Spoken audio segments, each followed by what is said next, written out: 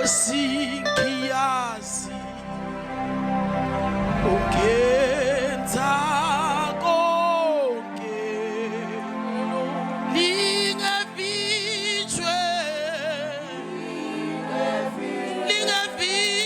cebo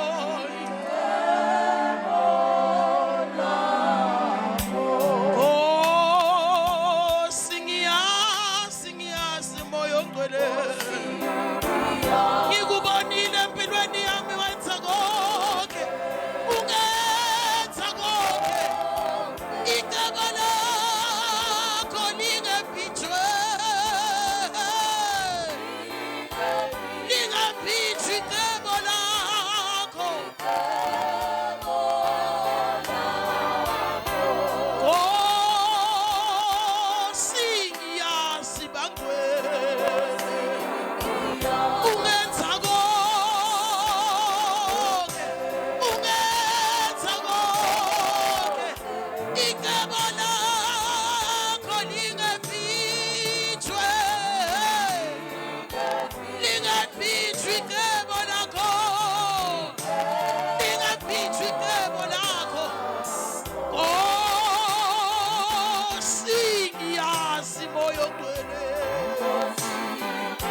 ngikubonile uhamba nami moyo ongcwele ungenza konke icebo lakho lingavitshwe icebo lakho moyo ongcwele lingavitshwe icebo lakho.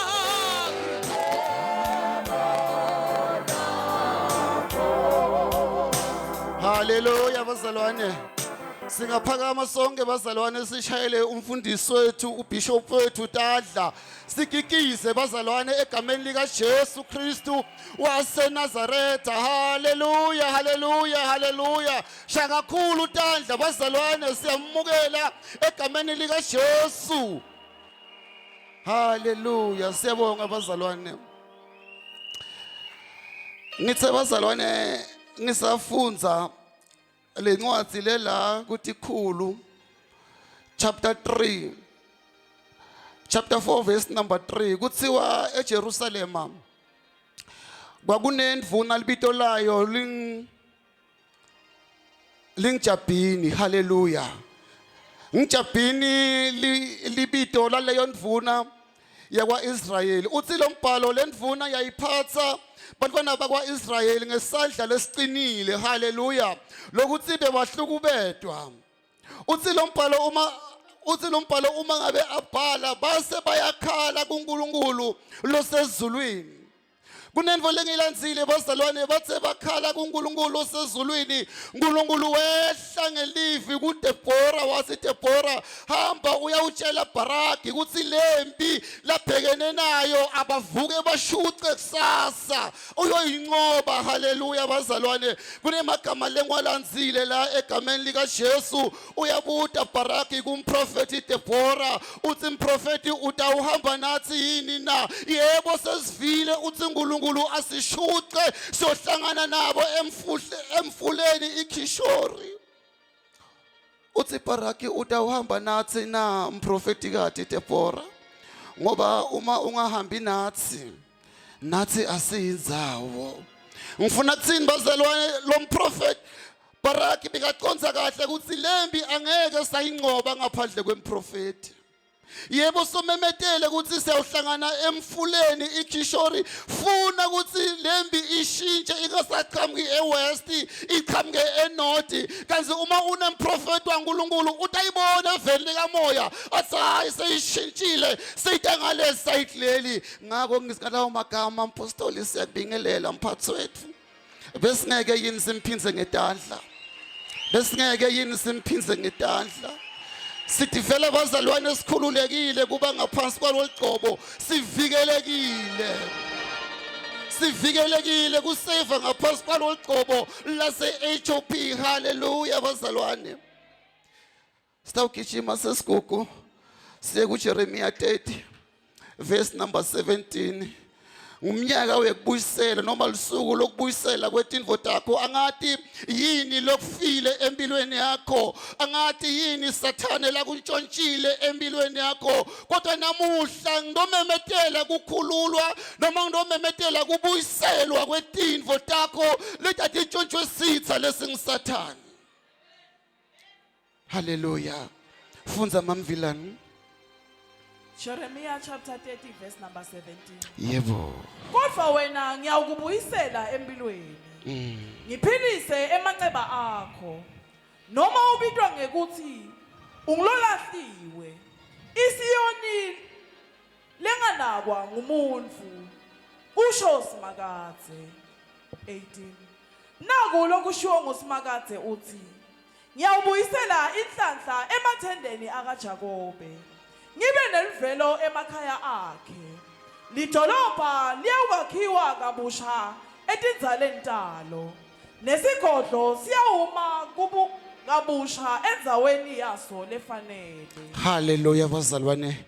Ngiloke live lanamuhla uthi uNkulunkulu uyawubuyisela konke, angathi kuthi yini lekutshontshwe sitha lesingisathane empilweni yakho. Wena wawungenje, wena wawukhona kuthandaza, kodwa ngoba sitha sibe sesiyahlasela uphelelwa ngumthandazo. Ngakho nginomemetela egameni likaJesu naloko lebe sekufile ngithi mina kutavuka kwenda njani na, ngoba namhlanje lisuku lekuvuka kwetindvo letatilahlekile letatintshontshwe lisuku lokubuyiselwa kwaleto tindvo. Ngithi mina ngegama likaJesu Kristu waseNazaretha lokho lebekutshotshwe sitha lesingisathane, ngibona inkosi yasemazulwini iyakubuyisela, ngibona inkosi yasemazulwini iyakuletha kwende njani na, ngoba bodzinga umuntu kaNkulunkulu akhulume ligama. Ngime ngaphansi kwalogcobo lase-HAP ngithi mina nawe alikulokhethe lapho lokhona khona akuvuke lobo lobeke ufile ngegama likaJesu.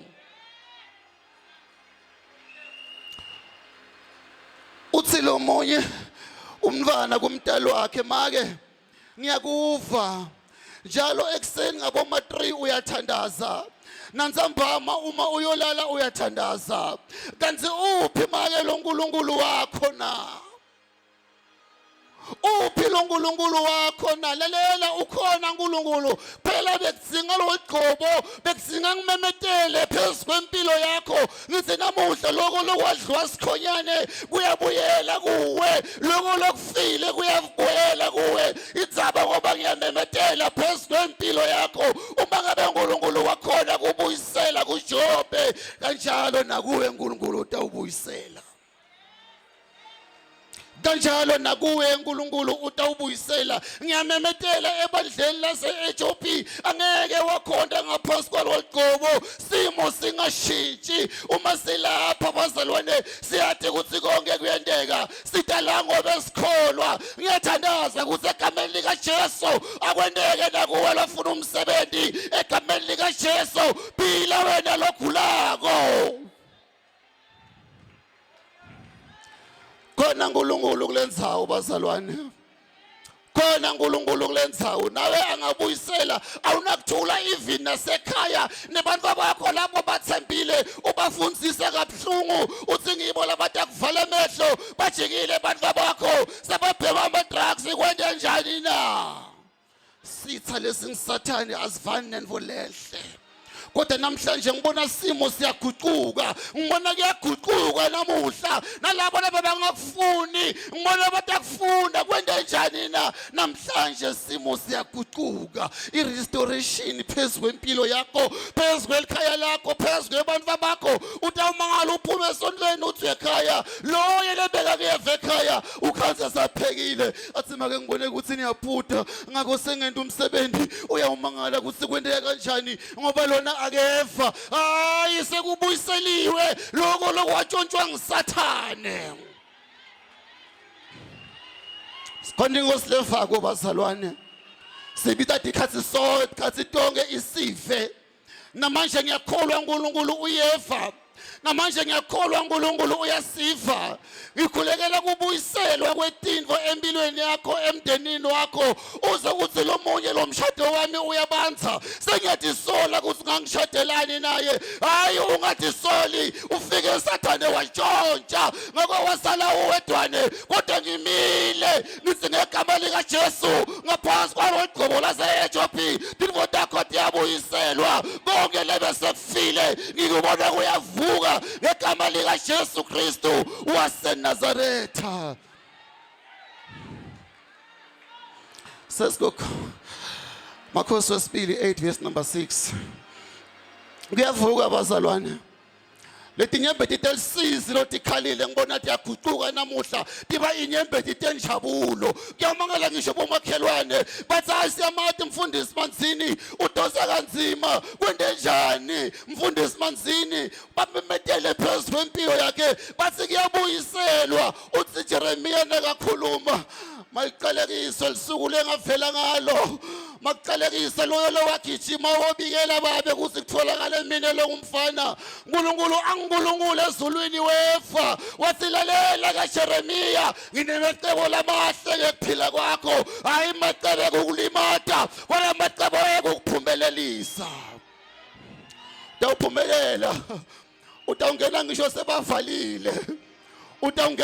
sebavalile ngiyamemetela egameni lika Jesu kunye kuphela lo ngicela kuwe mzalwane kube lelikholo lwakho liconnect elikholweni lwami khona kutawendeka tindvo akukusidi kulalela kodwa uma ungachumani nami kanti ufuna umukele ngekholwa indzaba yekholwa abazalwane ibukeka ngathi inebulimalimane kancane kanti kude because sibamba indvo lengekho emoyeni kodwa ngalokholwa bayibamba utabona kwendeka timanga fundza mamvilana.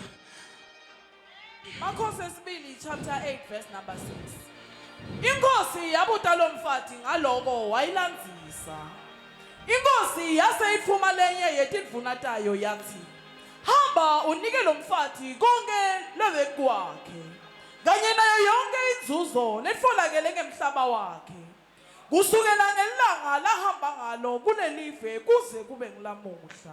Hamba unike lo mfati lokungekwakhe. Hamba unike labanye bazalwane kunebantu abasebenzako namuhla ngenhlanhla yakho bantshontsha inhlanhla kuwe basebenta baphethe kungani nabazalwane bantshontsha inhlanhla kuwe wena solo uhleli awendi lutho kubhlungu kulona longathi ukuthi indzaba ungaphumeleli angakhuluma amagama labhlungu athi uyavilapha athi unebhadi kodwa ngiyamemetela namuhla egameni lika Jesu Kristu waseNazaretha leyo bhadi namhlanje iyasulwa kungani ngoba kubuya kuphila kwakho kubuya inhlanhla yakho wavela unayo egameni lika Jesu uyakholwa na ithi amen kwendeke njalo.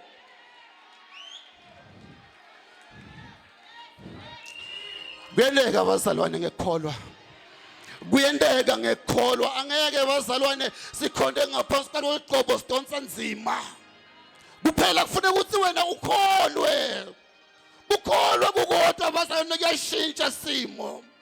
Ngabe uyakholwa na ngeke bazalwane sidonse nzima linemandla legcobo ngifuna kutosha mfana sekhaya akunandzaba ukuthi uqale nini solo akwendeke lutho ngalaba emagama lentfo loyiphethe inkulu yebo akwendeki bayekele baphake baphume siyeda sakho sikhathi ngiso lesi namanje isikhathi sakho ngegama lika Jesu Kristu waseNazaretha uyasebenza wena ngegama lika Jesu uyaphila wena ngegama lika Jesu uyavikeleka lo mfati bekabukelwa phansi kodwa lithi lelibhayibheli kwathi lo kwalo mfati akubuyele kuye akubuyele kuye. Kungako athi uNkulunkulu akakhuluma naJobe, Jobe alahlekelwe yiko konke, wabuyisela kuJobe sekuphinza-phinziwe. Ngibona inkosi yasemazulwini ibuyisela imoto yakho, ngibona inkosi yasemazulwini ivusetela umshado wakho. Umshado wakho uyabanza, umshado wakho ku-ICU, kodwa inkosi yasemazulwini ngibona yawuphakamisa, ngibona yawuphakamisa, ngibona yawuphakamisa. Ngiyathandaza kuNkulunkulu ukuthi Nkosi Jesu makungasali nalo yedwa la, makungasali nalo yedwa. Wonke la ngene ngale minyango akathole kubuyiselwa empilweni yakhe. Akunandzaba ukuthi ufasile Sathane, wena ngeke amelane nebukhona baNkulunkulu, ngeke amelane nebukhona baNkulunkulu. Wakhulunywa amagama empilweni yakho kwathathwa impahla yahlatshwa ngetinalitha yofaka enkumbathini yamagenge, bathi soloko kusaphila mina angeke lona aphumelele. Kodwa ngoba sikhonda inkosi lahlele emba amakhephukhephu, ngibona indvodza iyalunga, ngibona indvodza iyaguquka, ngibona indvodza ihamba kahle. Hayi kuthi akuhambele kahle nibona sekhaya, kuthi akuhambele kahle nibona sekhaya, kuliqiniso ukhalile. Kodwa tinyembezi telisizi tiyawuguquka tibe injabulo.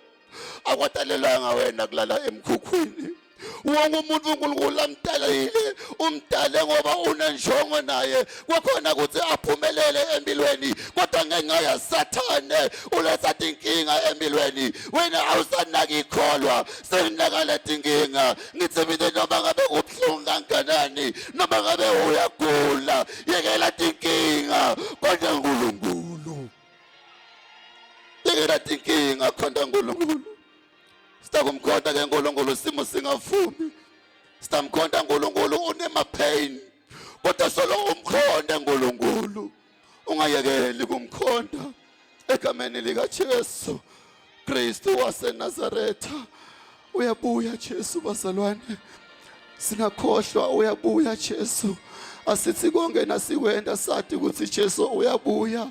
Asithi konke nasikwenda sathi ukuthi Jesu unemacebo lamahle ngekuphila kwethu, hayi macebo ekusilimata kodwa ekusiphumelelisa. Wena ungilophumelelako, wena ungilophumelelako. Kanti mfundisi Manzini uma ufundza ku 1 John chapter 1 verse number 5 la Jesu akhuluma khona ngekhanya, lalela kukhanya angeke kwabonakala kahle, wena kukhanya kubonakala kahle ebumnyameni. Ngalesikhathi usebumnyameni kula utawubona khona kukhanya, kukhanya kuhlangane ebumnyama. Uma kuvela kukhanya ebumnyama kuyadeda. Namanje ngithi egameni likaJesu lobo bumnyama empilweni yakho, lobo bumnyama ekhala yakho, ngithi ngegama likaJesu kuyakhanya, egama likaJesu kuyakhanya. Wonke longenela lokumnyama khona empilweni yakhe, ngibona simakathe uyakhanyisa, ngibona simakathe ukubuyisela lokho lebe kutshontshwe sitha.